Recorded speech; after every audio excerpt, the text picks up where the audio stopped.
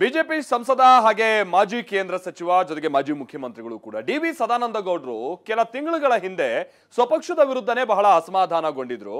ಅಷ್ಟೇ ಅಲ್ಲ, ನಾನು ಚುನಾವಣಾ ರಾಜಕೀಯದಿಂದ ನಿವೃತ್ತಿ ಆಗ್ತೀನಿ ಅನ್ನುವಂತ ರೀತಿಯ ಅಂತ ಹೇಳಿಕೆಗಳನ್ನ ಕೂಡ ಕೊಟ್ಟಿದ್ರು.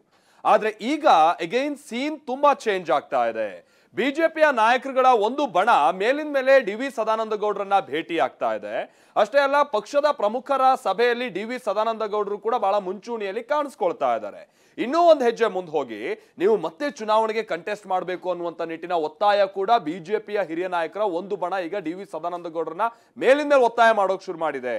ಹಾಗಾದ್ರೆ ಚುನಾವಣೆಗೆ ನೀವು ಸ್ಪರ್ಧಿಸಬೇಕು ಅನ್ನುವಂತ ವಿಚಾರ ಹೇಳ್ತಾ ಇದಾರಲ್ಲ, ಇದರ ಹಿಂದೆ ಹಲವು ಲೆಕ್ಕಾಚಾರಗಳು ಕೂಡ ಇದೆ.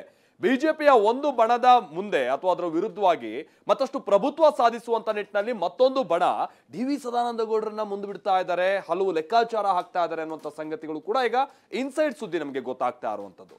ಹಾಗಾದ್ರೆ ಸದಾನಂದ ಗೌಡರನ್ನ ಮತ್ತೆ ಮುನ್ನೆಲೆಗೆ ತರ್ತಾ ಇರುವಂತದ್ರ ಹಿಂದಿನ ಲೆಕ್ಕಾಚಾರಗಳೇನಿರು ಬನ್ನಿ ನೋಡೋಣ.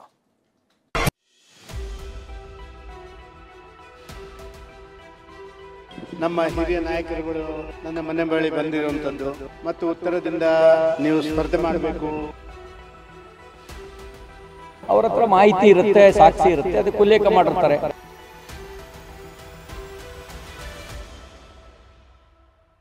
ಇನ್ನು ಮುಂದೆ ಚುನಾವಣಾ ರಾಜಕೀಯದಲ್ಲಿ ಮುಂದುವರಿಯೋದಿಲ್ಲ ಅಂತ ಹೇಳಿದ್ದ ಮಾಜಿ ಸಿಎಂ ಸದಾನಂದ ಗೌಡರ ರಾಜಕೀಯ ಲೆಕ್ಕಾಚಾರ ವರ್ಷಾಂತ್ಯದ ವೇಳೆಗೆ ಬದಲಾವಣೆಯ ಮಗ್ಗುಲಿಗೆ ಹೊರಳಿದೆ. 2024ರ ಲೋಕಸಭಾ ಚುನಾವಣೆಯಲ್ಲೂ ಬೆಂಗಳೂರು ಉತ್ತರ ಕ್ಷೇತ್ರದಿಂದ ಡಿ.ವಿ. ಸದಾನಂದ ಗೌಡ ಅವರೇ ಅಭ್ಯರ್ಥಿ ಆಗಬೇಕು ಅಂತ ರಾಜ್ಯ ಬಿಜೆಪಿಯ ಪ್ರಮುಖ ನಾಯಕರೇ ಒತ್ತಡವನ್ನ ಆರಂಭಿಸಿದ್ದಾರೆ. ಕಳೆದ ಬುಧವಾರ ಸದಾನಂದ ಗೌಡರ ನಿವಾಸಕ್ಕೆ ಹೋಗಿ ವಿಧಾನಸಭೆ ವಿಪಕ್ಷ ನಾಯಕ ಆರ್ ಅಶೋಕ್, ಮಾಜಿ ಸಿಎಂ ಬಸವರಾಜ ಬೊಮ್ಮಾಯಿ ಮತ್ತು ಶಾಸಕ ಡಾಕ್ಟರ್ ಅಶ್ವಥ್ ನಾರಾಯಣ್ ಮನವೊಲಿಕೆ ಮಾಡಿರೋದ್ರ ಹಿಂದೆ 2-3 ಸಮೀಕರಣಗಳು ಕೆಲಸ ಮಾಡಿವೆ.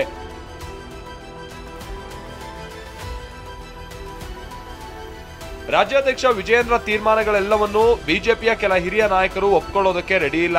ಯಡಿಯೂರಪ್ಪ ಕಾರಣಕ್ಕಾಗಿ ವಿಜಯೇಂದ್ರ ನಿರ್ಧಾರಗಳು ಒಪ್ಪಿಗೆ ಆಗದೇ ಇದ್ದಲ್ಲಿ ವಿರೋಧಿಸಲಾಗದೇ ಇರುವಂತಹ ಸ್ಥಿತಿ ಇದೆ. ಹೀಗಾಗಿ ಪರೋಕ್ಷವಾಗಿ ಡಿವಿಎಸ್ ಅವರನ್ನ ಮುಂದೆ ಬಿಟ್ಟಿದ್ದಾರೆ ಅಂತ ಹೇಳಲಾಗ್ತಾ ಇದೆ. ಬುಧವಾರ ಸದಾನಂದ ಗೌಡ ಭೇಟಿಗೂ ಮುನ್ನ ಮೂವರು ನಾಯಕರು 3 ಗಂಟೆಗಳ ಕಾಲ ಮಾತುಕತೆ ನಡೆಸಿದ್ರು ಎನ್ನಲಾಗಿದೆ.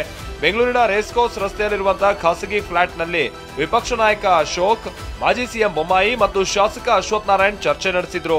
ನಂತರ ಡಿವಿಎಸ್ ನಿವಾಸಕ್ಕೆ ತೆರಳಿ ಮರು ಸ್ಪರ್ಧೆಯ ಬಗ್ಗೆ ಒತ್ತಾಯಿಸಿದ್ರು ಎನ್ನಲಾಗಿದೆ.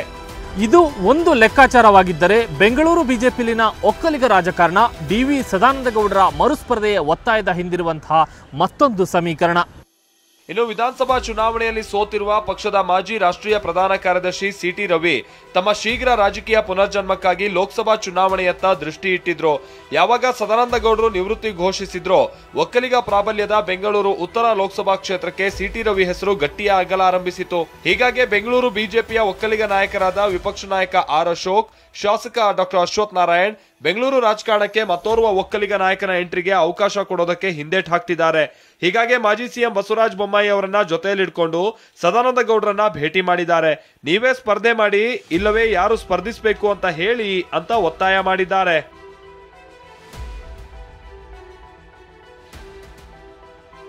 ಈ ಬಗ್ಗೆ ಪ್ರತಿಕ್ರಿಯೆ ನೀಡಿರುವ ಮಾಜಿ ಸಿಎಂ ಸದಾನಂದ ಗೌಡ, ಎಲ್ರೂ ನೀವೇ ಸ್ಪರ್ಧಿಸಿ ಅಂತ ಹೇಳಿದ್ದಾರೆ. ನನ್ನ ಮೇಲೆ ಅವರಿಗೆ ವಿಶ್ವಾಸ ಇದೆ, ಹಾಗಾಗಿ ನನಗೆ ಹೇಳಿದ್ದಾರೆ ಅಂತ ತಿಳಿಸಿದ್ರು. ನಮಗೆ ನನ್ನ ಪಕ್ಷದ ಪ್ರಮುಖರು ನನ್ನ ಮೇಲೆ ತುಂಬ ವಿಶ್ವಾಸ ಇಟ್ಟು, ಈಗ ಇಲ್ಲಿರುವಂಥ ನನ್ನ ಸುತ್ತಮುತ್ತ ಇರುವಂಥ ಗೋಪಾಲಯನ್ ಇರ್ಬೋದು, ನಮ್ಮ ಮುನ್ರಾಜ್ ಇರ್ಬೋದು, ನಮ್ಮ ಇವರು ಎಲ್ಲರೂ ಹೇಳ್ತಾ ಇದ್ದಾರೆ ಸದಾನಂದ ಗೌಡ್ರೆ ಮತ್ತೆ ಮತ್ತೆ ನೀವು ಮುಂದುವರಿಸಬೇಕು ಅಂತ ಹೇಳುವಂಥ ಇದೊಂದು ವಿಶ್ವಾಸದ ಪ್ರಶ್ನೆ. ನಾನೊಂದು ನಿಶ್ಚಯಗಳನ್ನು ಈಗಾಗಲೇ ಮಾಧ್ಯಮದ ಮುಂದೆ ಎಲ್ಲರ ಮುಂದೆ ಹೇಳುವಂಥದ್ದು ಹೇಳಿದೆ. ಇನ್ನು ಯತ್ನಾಳ್ ಆರೋಪಗಳಿಗೆ ಬಿಜೆಪಿ ನಾಯಕರೆಲ್ಲರೂ ಅಸಮಾಧಾನ ಹೊರಹಾಕಿದ್ರು. ಪದಾಧಿಕಾರಿಗಳ ಸಭೆ, ಕೋರ್ ಕಮಿಟಿ ಸಭೆಯಲ್ಲೂ ಎಲ್ಲರೂ ವಿರೋಧಿಸಿದ್ರು. ಆದರೆ ಕಲಬುರಗಿಯಲ್ಲಿ ಸಿ.ಟಿ. ರವಿ ಯತ್ನಾಳ್ ಪರ ಬ್ಯಾಟ್ ಬೀಸಿದ್ದಾರೆ. ಯತ್ನಾಳ್ ಅವರಿಗೆ ಅಭಿವ್ಯಕ್ತಿ ಸ್ವಾತಂತ್ರ್ಯ ಇದೆ, ಮಾತನಾಡ್ತಾರೆ ಅಂತ ಹೇಳಿದ್ದಾರೆ. ಈಗ ಅದರಲ್ಲಿ ದಾಖಲೆಗಳಿದ್ರೆ ಬಹಿರಂಗಪಡಿಸ್ಲಿ. ಆರೋಪ ಪ್ರತ್ಯಾರೋಪದ ಬಗ್ಗೆ ರಾಜಕೀಯ ಕಾರಣದ ಆರೋಪ ಪ್ರತ್ಯಾರೋಪದ ಬಗ್ಗೆ ನಾನಿಲ್ಲಿ ಪ್ರತಿಕ್ರಿಯಿಸಲಿಲ್ಲ. ಹೌದಣ್ಣ, ಈಗೆಲ್ಲರೂ ನಮ್ಮವರೇ. ಒಂದ್ ಕಡೆ ವಿಜಯೇಂದ್ರ ನಾಯಕತ್ವವನ್ನು ಒಪ್ಕೊಳ್ಳೋಕೆ ಸಿದ್ಧರಿಲ್ಲದ ಹಿರಿಯ ನಾಯಕ ಬಸನಗೌಡ ಪಾಟೀಲ್ ಯತ್ನಾಳ್ ಬಹಿರಂಗ ಯುದ್ಧ ಮಾಡ್ತಾ ಇದ್ದಾರೆ. ಮಾಜಿ ಸಿಎಂ ಯಡಿಯೂರಪ್ಪ ಕಾರಣಕ್ಕಾಗಿ ವಿಜಯೇಂದ್ರ ವಿರೋಧ ಮಾಡಲಾಗದ ನಾಯಕರು ಮರುಸ್ಪರ್ಧೆಯ ಒತ್ತಾಯದ ಮೂಲಕ ಸದಾನಂದ ಗೌಡರನ್ನ ಮುನ್ನೆಲೆಯಲ್ಲಿರಿಸುವ ಪ್ರಯತ್ನವನ್ನ ನಡೆಸ್ತಾ ಇದ್ದಾರೆ.